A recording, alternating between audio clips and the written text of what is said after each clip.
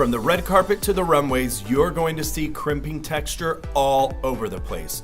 But there are a few simple rules to follow to keep this crimp totally modern. Rule number 1, don't crimp all over. The key here is to select random sections to just hint at that really cool crimped texture.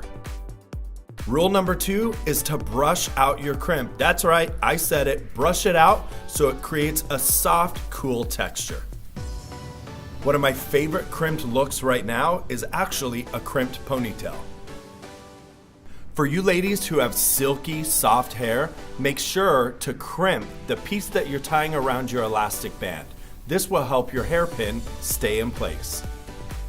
Rule number 3 is to make sure to take small sections when using your crimping iron. I usually say 1-inch section, but when you crimp, let's drop it down to a 1/2 inch. Rule number 4, finish your look with your favorite texturizer or hairspray. There you have it, you'll be crimping.